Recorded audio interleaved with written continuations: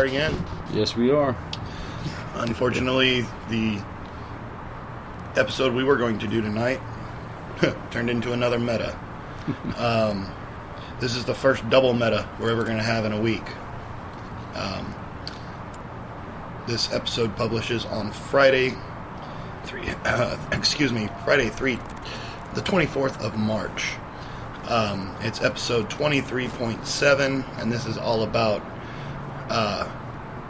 recently passed artist Bernie Wrightson. Bernie Wrightson actually kind of has a very special place in both of our hearts. We'll get into that in a moment, but kind of primary, this podcast kind of exists because of Bernie Wrightson, and it not even in a roundabout way. So what happened was I was told by, I was looking for a book, which was Neil Gaiman's Sandman, and I was told by Bob Camacho of the Nerds of Anarchy that there was a guy locally that had it and was selling.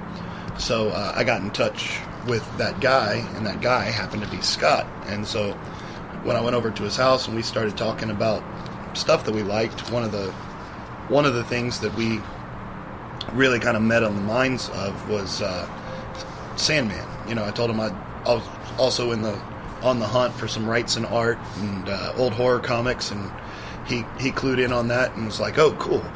Swamp Thing's my favorite guy." And from then we just started this really long conversation that probably could have been a podcast in and of itself. And we realized we were both into horror and all kinds of neat stuff. So then we just started the podcast. So anyway, I don't know.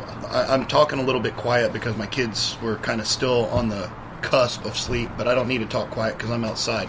You get in that mode, you know? Yeah, so I can raise my voice a little bit. So if that first part sounded a little quiet and a little somber, then, you know, all the better for it. But anyway, I'm going to start off by cracking a beer, which is already cracked. Let's go ahead and do that. I'll get the noise going for us. We're going to toast to Mr. Wrightson. Toast to Bernie, yes. Toast to Bernie, and a little just condolences sent out to Liz, his lovely wife, very sweet lady. She was by his side constantly. And you know, maybe Liz will hear this episode and get comforted by how much he was loved by two random dudes in Houston here. Right. Yeah. I sent her an email yesterday just to let her know that I was thinking about him and everything, and you know, hoping that she was doing as best as could be expected at this time, you know. I know she's being overwhelmed just by people contacting her. Right. Because, you know, I mean, Bernie had a tremendous fan base. You see all the tributes on Twitter and stuff from the different artists. Yeah.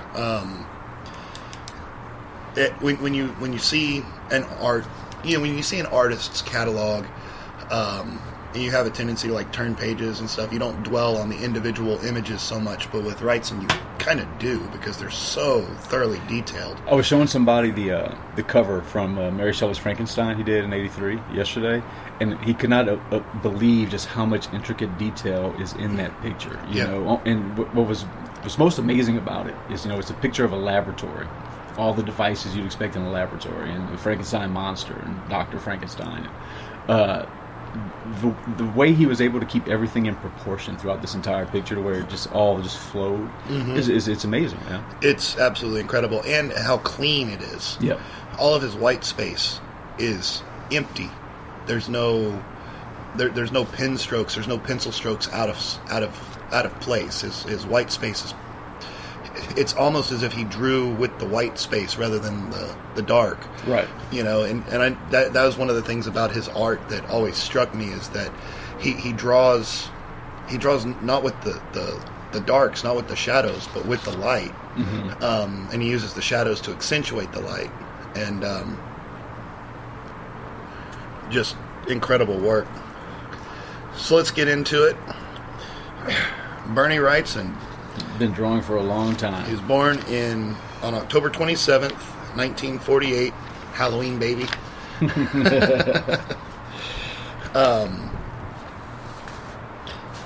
Got his start. He was self-taught. He took a correspondence class and then just copied a lot of his idols. He got his first piece of fan art published in Warren's Creepy Magazine number 9 in June of 1966, which is one that I'm going to try to seek out, see if I can find that book and add it to my collection. Right. As a little segue, I'm feeling a little bad now because I had some eBay stuff looking out for certain things, like his House of Mysteries and certain stuff that he had drawn, just not because of anything, but just because I'm a fan, and looking for good, in good condition raw copies that I can look at the art. They're not slabbed. Of course, now all of those are going to shoot up in price for a while, but once they level out, they'll level out. I'm gonna pick them up. In 1966, the same year that he got his first publication in Creepy, he was working for the Baltimore Sun as an illustrator. Then he started working on his own stories.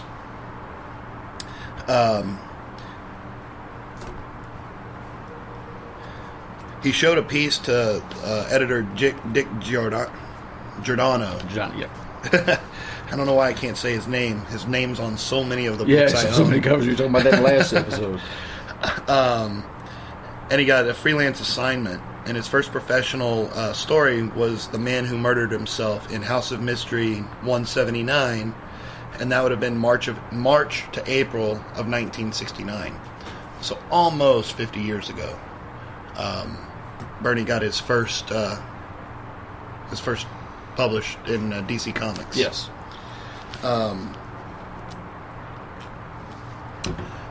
From there, he collaborated with Lynn Wayne to create the Swamp Thing. Yes.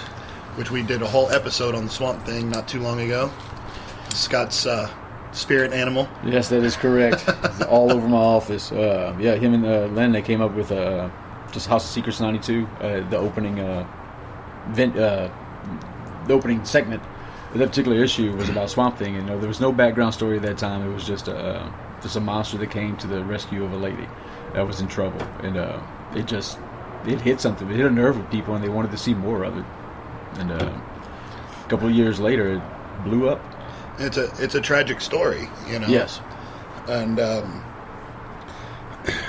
as another quick aside, Lynn Wayne has been in the hospital himself. He had to have some surgery. He's recovering.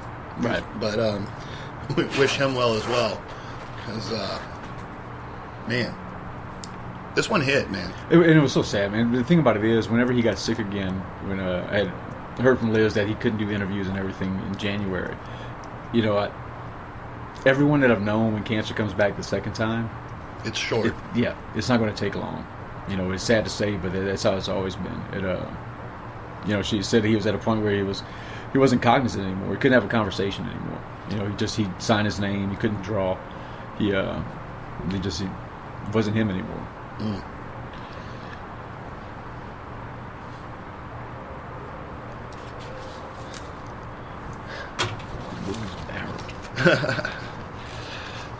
So let's see here. Little quick thing on the Swamp Thing. It says here, with writer Lynn Wayne, Wrightson co-created the muck creature Swamp Thing in House of Secrets 92 in July of 1971. It was a standalone horror story set in the Victorian era. Lynn Wayne later recounted how Wrightson became involved with the story. Bernie had just broken up with a girlfriend, and we were sitting in my car just talking about life, all the important things to do when you're 19 and 20 years old.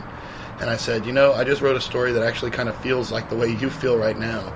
And I told him about Swamp Thing, and he says, man, I got to draw that. And history was made. So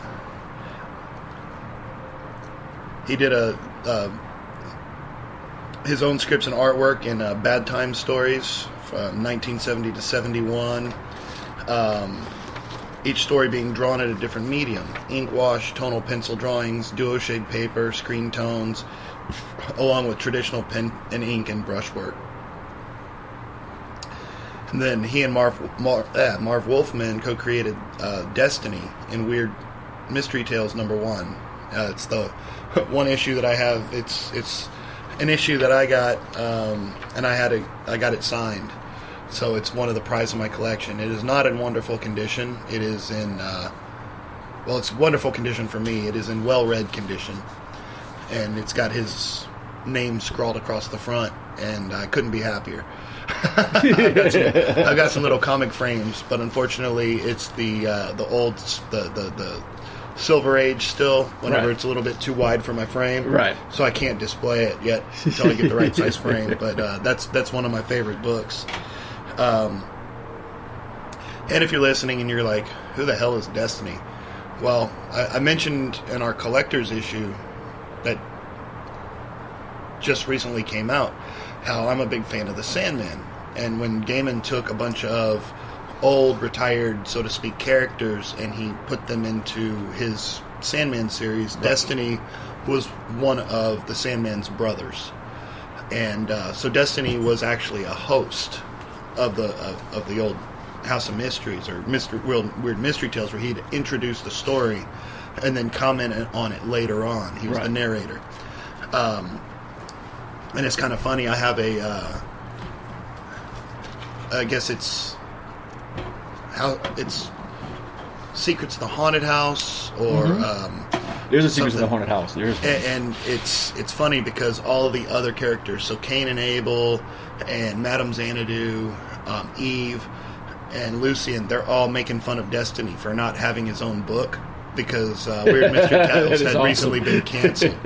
But Destiny got elevated, and he's a very well-loved character now. So it's I was last toy show that I did, I actually had some of my Sandman figures out there, and they were surprised to see that they had figures for each particular brother, each character. I was like, yeah, they got them all, actually. You can Did you have the little ones or the big ones? The little ones. Okay. The little ones, yep. If you ever have a Destruction, I think they made him, but he was extremely Some rare. of them were real hard to find, yep. Anyway, don't want to get too far off the tangent here. Yeah. But the fun thing is, if you're a comic fan and you're a fan of creators and creations, you just go down these rabbit holes. It happens. 7 degrees of separation, man. You always can connect stuff.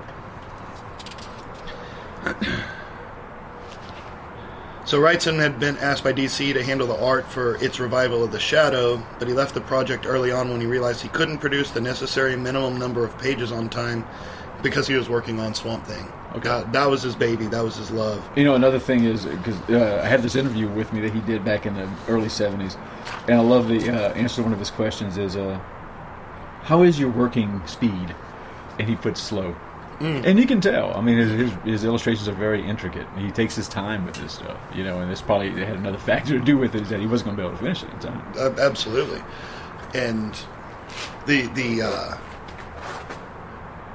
even in his what you would call like normal pulp comic phase, he's still extremely detailed. Oh yeah, more so than a lot of others. And he's highly emulated, but you can tell the difference between a Wrightson and somebody who's attempting to look like Wrightson. Right. Usually the level of detail. He's got like 3 times as many lines. Yeah, the level of detail. It's you'd have to think he was a perfectionist to a certain degree with his illustrations. In January of '74, he left DC to work at Warren, and he was working black and white horror comics, which was really his wheelhouse. Right. He did quite a bit of work, a lot of Edgar Allan Poe stuff, and a lot of just general, scary stuff. And then, just on that's another note. And just for you guys listening out there, I obtained a copy of a handwritten interview that Bernie did in the early '70s that I bought from someone. They essentially interviewed, sent him a bunch of questions, and he wrote them down, each question down with an answer underneath it. And it's funny because you can tell how he was getting aggravated with some of the questions, but one of the questions has to do with his feelings of Jim Warren from Warren Publishing. And apparently once he left, he was not happy with the direction that Creepy and Eerie and the other publications were taking. He didn't think that... he thought they were trying to get too campy, too goofy, and he's more of a serious artist, I guess you could say. When it came to this horror. Yeah. Well, then he went to work for National Lampoon magazine. But then after that, He spent 7 years drawing 50 pen and ink illustrations to an accompanying edition of Mary Shelley's Frankenstein. Yes, which that, just on that note, just an old urban legend they have that I talked to Bernie about last year. It was always said that it took him a year and a half to finish his illustrations for Frankenstein. And somehow, after he finished it, he had an injury to his hand. He couldn't draw. He didn't draw for almost a year because his hand was injured. And the urban legend is the drawings were so detailed and just so much work that his hands froze up. Yeah, they froze up from drawing so much. But what actually happened is, according to him, he fell down.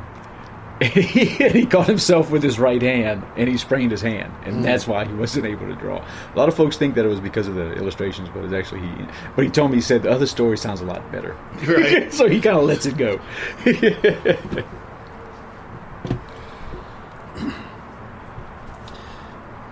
Then he went on, and the Captain Stern segment of the animated film Heavy Metal is based on a character he created for Heavy Metal magazine. He did quite a bit of work for Heavy Metal. Yes, he did. Then in 1983, he illustrated the comic book adaptation of Creepshow, which led him to lots of collaborations with Stephen King. Yeah, him and Stephen King were very good friends. I didn't even realize that was him that did Cycle of the Werewolf. Yep.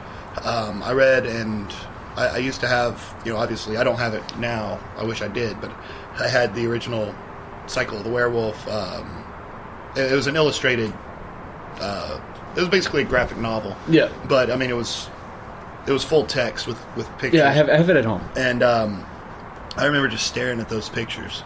It was so much more frightening than anything they could do in the movie. Oh, yeah, and he recently redid that whole portfolio end of last year. That was his last project, was redoing all those pictures from Cycle of the Werewolf. And for those that aren't aware, Cycle of the Werewolf, you might know better as the movie Silver Bullet by Stephen King. Then he partnered with Jim Starlin for Heroes for Hope, a 1985 one-shot designed to make money for African famine relief and recovery. He also did a couple of others for the same purpose, a couple of other editions. Heroes Against Hunger, and probably my first, other than Cycle of the Werewolf, which I didn't realize was him, my first introduction to Bernie Wrightson was with Batman the Cult. So whenever I was first really collecting comics and getting into it was after the 89 Batman movie. Yeah.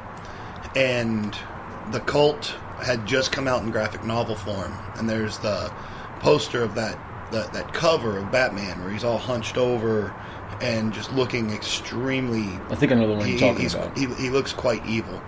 And that picture always struck me. I had to read this book. So I got that graphic novel. And it's quite violent for a Batman story, especially one from that far back. Right.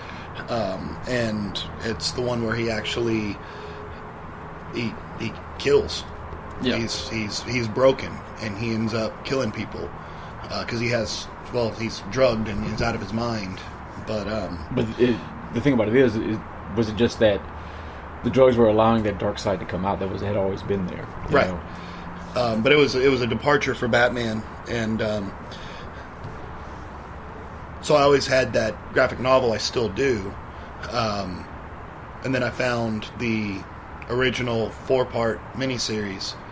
I only had 3 of them, but I got Bernie to sign the first one. Cool. So that's another one that's kind of feather in my cap of this book that I'll never ever part with.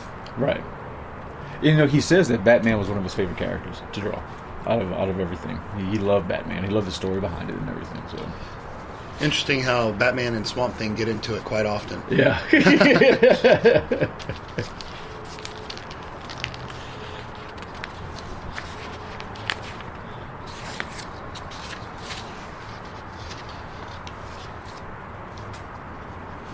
So he did a lot of production designs. He worked on Ghostbusters. He worked on Serenity.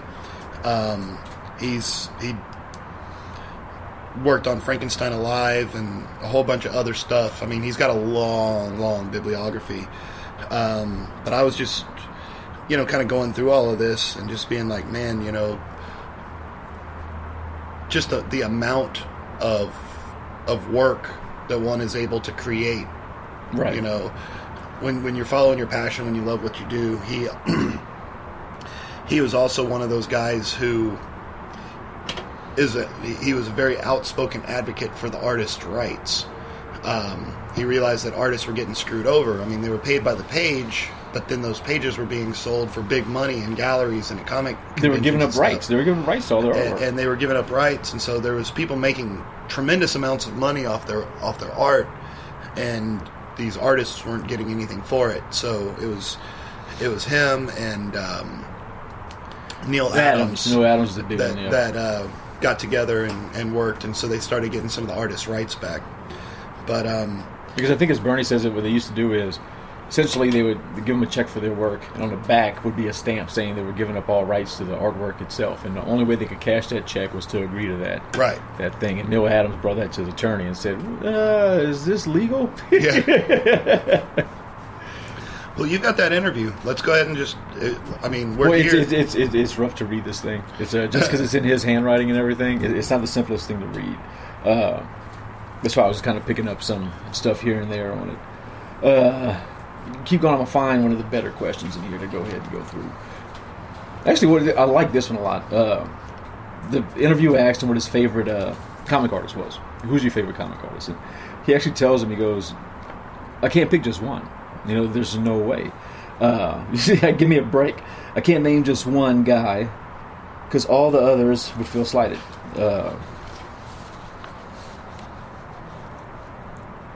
My all-time favorites are, you see, Al Williamson, Joe Kubert, Jack Davis, Graham Ingalls, and about 700 more that never worked in comics. He had an appreciation for art. I mean, the man, and the thing about it is, if you look at the span of his work, he had a tremendous imagination. Because he could do everything from, Captain Stern comedic stuff to the darkest horror you could find, and everything in between. I mean, to have an imagination that can just delve in that many different realms, it's impressive in its own. Most folks stick to superheroes, which he says in this interview he didn't really care for superheroes. He didn't like the caped crusader type character, but he said it sells comic books. Mm-hmm. Oh, absolutely. And I think, and I could be wrong. I don't want to speak for him, but if you're working at a place like DC or Marvel and people are drawing this stuff, it's got to be fun to draw from time to time, whether that's your passion or not. Everybody likes bubblegum, Yeah. And if you can get drawn into a Batman the Cult where you can make a character like Batman dark, you can kind of bring him into your own, make him yourself. Lots of awards. Let's see, he won the Shazam Award for Best Penciler in 1972 and 73 for Swamp Thing. He won the Shazam Award for Best Individual Story in 72 for Swamp Thing #1. He received additional nominations, including for the Shazam for Best Inker in 73 for Swamp Thing, as well as that year's Shazam for Best Individual Story for A Clockwork Horror in Swamp Thing #6. He won the 1974 Comic Fan Art Award for Favorite Pro Artist, and he was a nominee for the same award, then known as the Goethe Award, in 73. He was a co-recipient of the Bob Clampett Humanitarian Award in 1986, along with Jim Starlin for his work on Heroes for Hope. The following year, he received the Inkpot Award. He received the H.P. Lovecraft Award, also known as the Howie, at the 2007 H.P. Lovecraft Film Festival in Portland, Oregon. And he received the National Cartoonist Society Award in the category Comic Books for 2012 for Frankenstein Alive! He was awarded the Inkwell Award Special Recognition Award in 2015 for his 45-plus years of work, including co-creating DC Comics Swamp Thing and Frankenstein. Here's an interesting question from this interview that you might like, especially the answer to. Interviewer asks, many people feel that your work in fanzines, such as Uncle Bill's Barrel, which I need to try to find, that I've never owned an issue of that, is superior to your work in comics. How do you feel about this? And his answer was, I agree. Uncle Bill's Barrel was a labor of love. I wrote it myself, and so became truly into it. in every aspect. I haven't been satisfied with anything I've done professionally. Least of all, the much talked about Night Smasher. Night something. There's always a breakdown between the writer's ideas and the artist's imagination, and that's one thing he puts up in here is, artists always do better with their own creations, what they've written themselves. And some of the best work ever done in comics medium was by artists who wrote their own material. For example, Eisner's Spirit, Frazetta's I can't make out which Frazetta he's talking about here, but it's one of the Frazetta works, and Steranko's Nick Fury. I haven't written anything myself yet professionally because I find it so damn hard to handle a straight story, seriously. Uncle Bill's Barrel started out as a horror story, a straight, creepy, crawly, boogie-woogie horror story, and you know what happened. I couldn't resist making it a caricature of itself, playing the whole thing for laughs. But back to the question, I don't think my work will ever be what I want it to be unless I go into humor. And then he does a little quip. I want to know if Mad Magazine might be hiring. So yeah, and that's I could see where that would be very true in most artists' cases. You're going to do your best work if you wrote it because you have more passion behind it. Right. You're not just trying to put somebody else's ideas on paper. You got your own that you've evolved. Absolutely, and I can see that if you I don't know if you've ever seen or read many comic book scripts. Neil Gaiman is one. A few of them. Neil Gaiman is one who's been kind enough to kind of let us peek behind the curtain. Mm-hmm. In one of his graphic novels, he actually has an excerpt from his scripts, and he really describes in detail. And he says, this is a little loose. It's a lot more formal normally, but this is how I communicate with my writers and with my illustrators and colorists. And it's quite detailed. He'll say, it's morning. The sky is blue. You're looking, it's a deep blue. You're looking at a close-up shot of the character with a long shot of the scenery behind him. There's a house behind. He's very detailed in what he wants to see on the page. Right. And then he scripts it. He's like, character 1 says this, character 2 says this. And then he'll arrow down. He'll be next panel. And then he'll in parentheses. He'll be top panel, overlays, second panel. And it's just as an artist, you're basically given a very quite step-by-step detailed instruction of exactly what the writer wants to see. Yeah.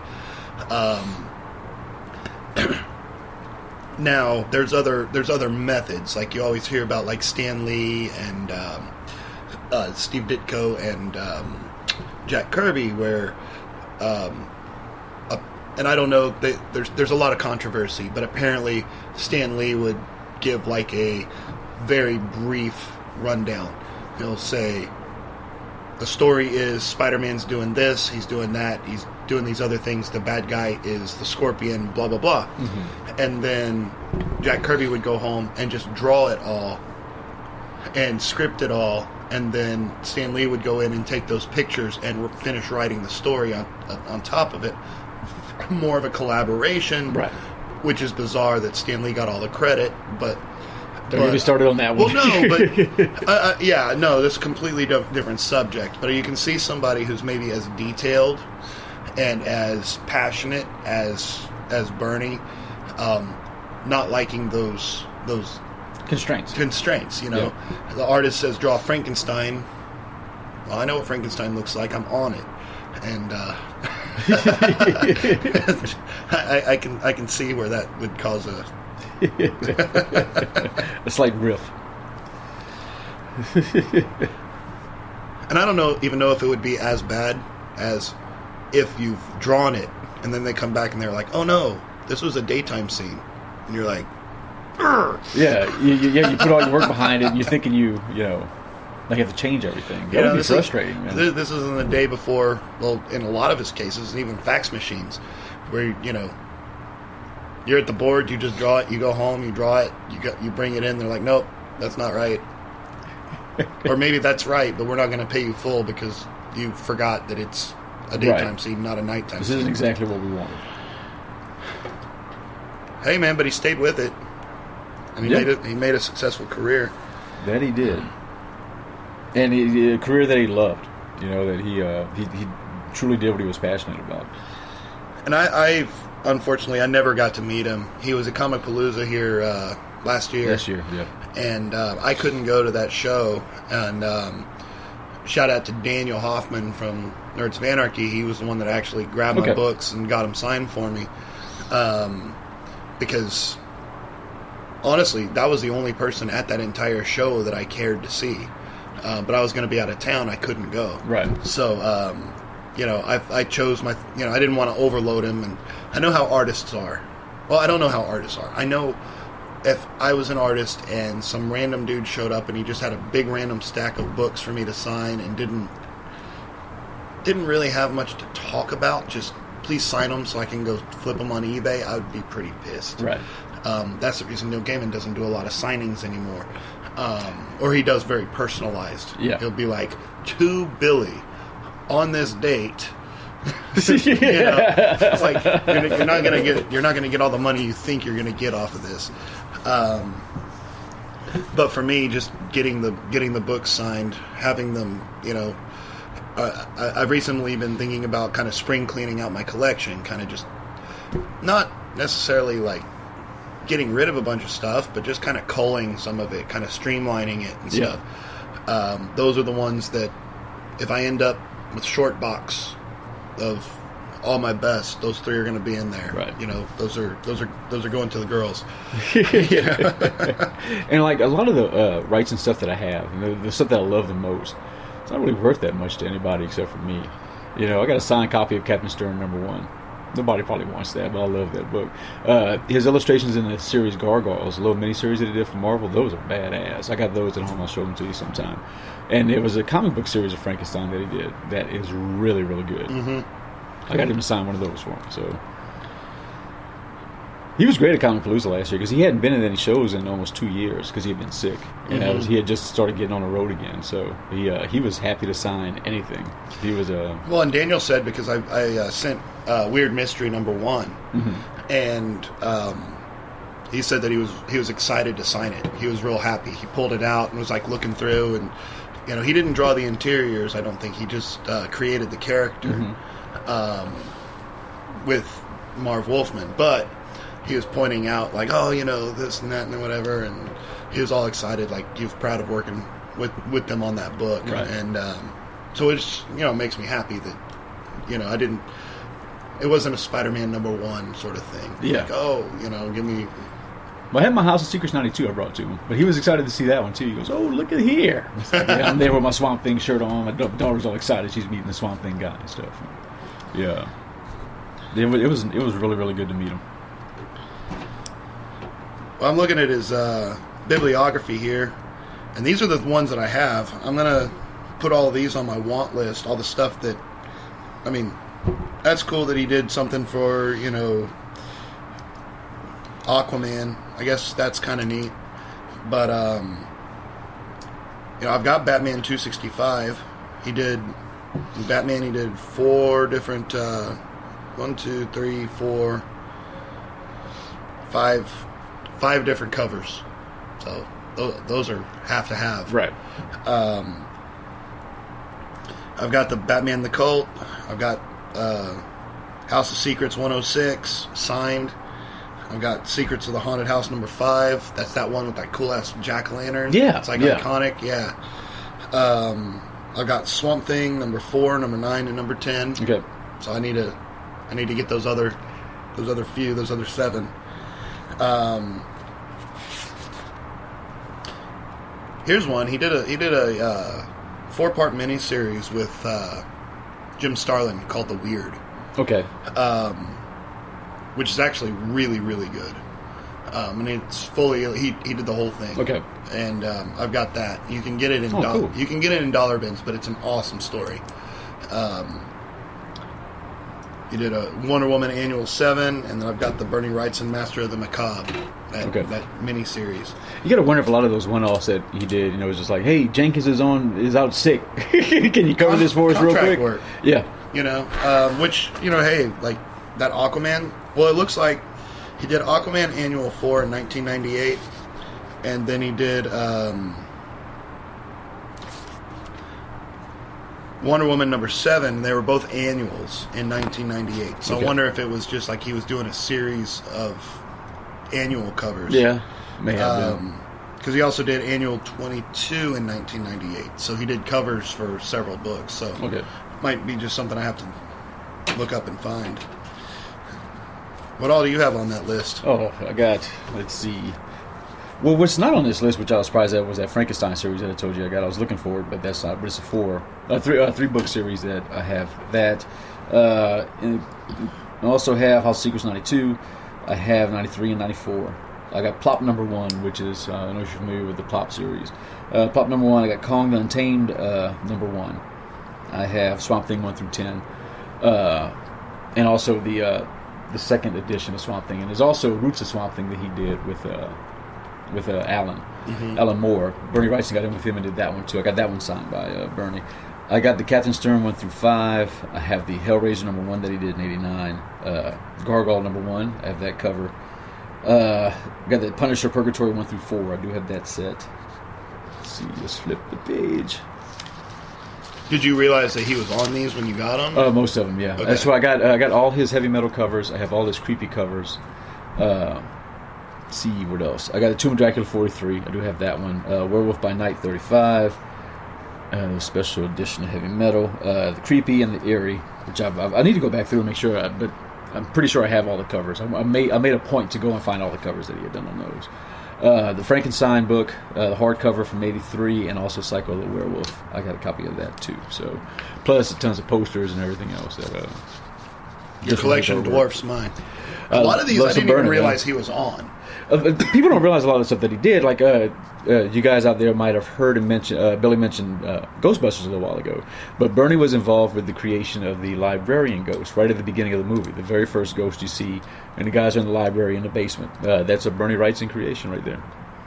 Did he just draw it, or did he just like? He came up with the just the whole design of it. Wow. And if you look at it, it looks like a Bernie Wrightson drawing. I mean, it's very, very reminiscent of the type of the style that he did. So that's one of those again where you keep talking about how in the '80s, a movie called Ghostbusters has to have at least a little bit of scary, but that's the scariest ghost. Like, oh yeah, Zool's got nothing. Oh yeah, the librarian ghost. She's the scariest one. Oh, definitely, by far. That's the one that gets you. I mean, it's the first one you see, and it's scary as hell. It scares the shit out of the guys on the show, that's for sure. We want to do a little episode on the actual scariness of Ghostbusters, because there are some pretty good. There's some good stuff in Ghostbusters. Just the storyline itself. There is no Dana, only Zool. Well, when you're talking about somebody's life and what they did in their life and the legacy that they have, Swamp Thing alone is something to be proud of. A lot of people spend their entire lives trying to get that one thing. I'm one of them. I've got stories galore. You want that one thing. If somebody likes or shares your podcast episode, you have that little bump and you're excited about it. Right. You're like, oh, my download rate went from 30 to 34. What have I done? This is awesome. I'm at the big time now. But to have a legacy, to have a career that spans, and you have so well loved by so many. By so many people, and I don't want to necessarily say giants in the industry. But people in your industry itself. That you're so very well respected and so well loved. And, I was looking at Twitter the other day. I mean, I was kind of glued to it. I couldn't help it. But random people on Twitter, tweeting stuff, being like, I'd never heard of this guy before, but damn. Mm-hmm. And, the day he died. I've never heard of him, but I miss him. That was pretty heartwarming. His career spans so much. Anybody that enjoys comic books or a lot of movies, they've been touched by Bernie some way or another. Mm-hmm.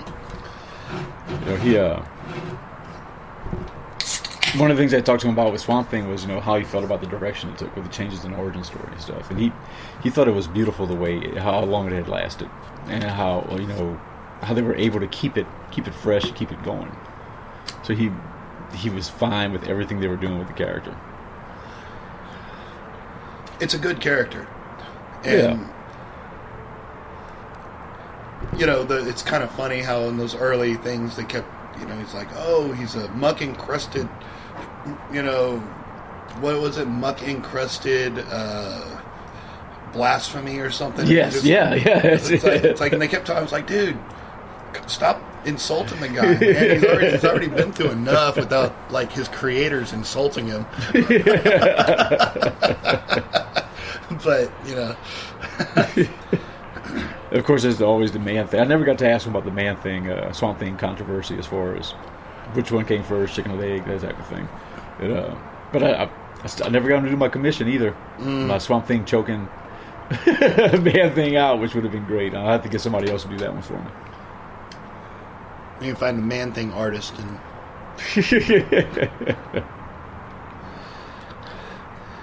Well, guys, I think that's going to probably wrap it up for this episode about Bernie Wrightson. I mean,